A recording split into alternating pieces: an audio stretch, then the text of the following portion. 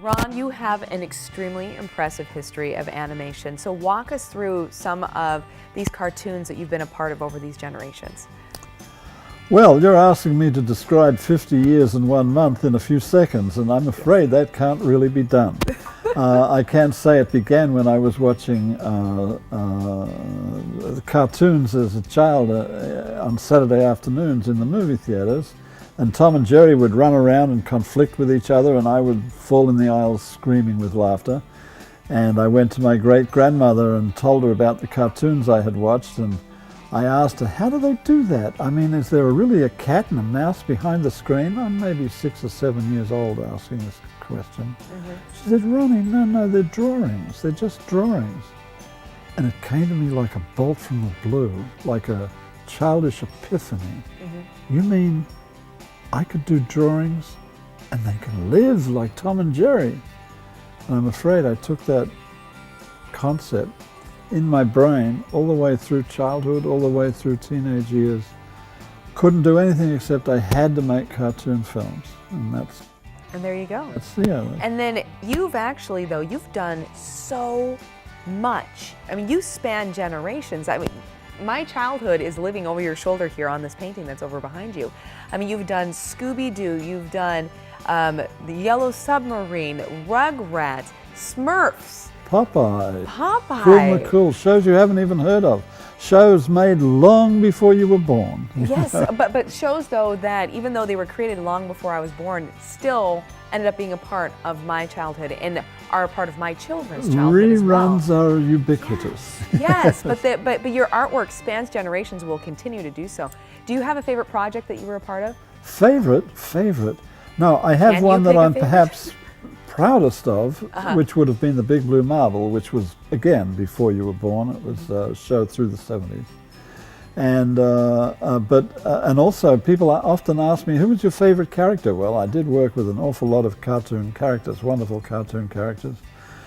But you can't separate Smurfette from say, Angelica of the Rugrats. You know, how do you do that? You can't. You know, I loved them all. It's like comparing, apples and pears. Yeah. They're just, Yeah, but from Winnie the Pooh to Darkwing Duck, I mean, just so many different things. George of the Jungle. George of the Jungle! Right. My goodness, I mean, you're a part of everybody's life, pretty much. You really are.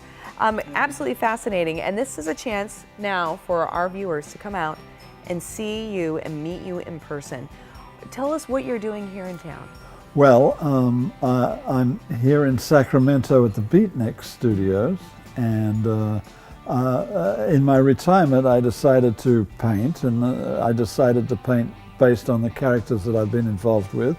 Very popular amongst them are the Beatles, the Yellow Submarine Beatles, and the Saturday morning cartoon Beatles, which I directed.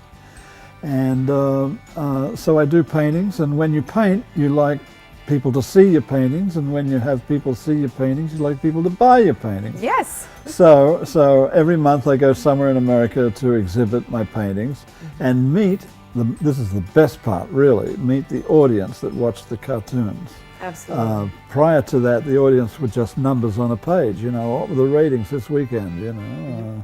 They were just numbers, but now I get to meet the people who actually watched the cartoons that I helped make. The people that your beautiful pictures have really touched and become part of their lives. Yeah, it does. Sometimes leading to fights between brothers and sisters as to what channel to watch. Exactly, right? And sometimes my show was on that channel and that channel.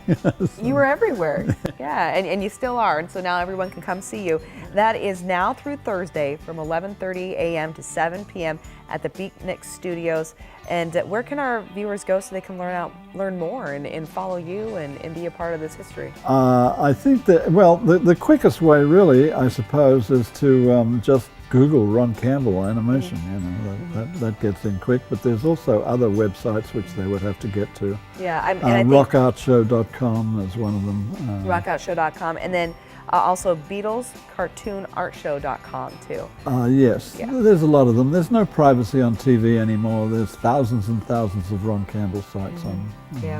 Well, sir, thank you so much for all of your amazing talent that you thank you, managed to share with generations after generation. It's such an honor. Thank you. Honor to meet you.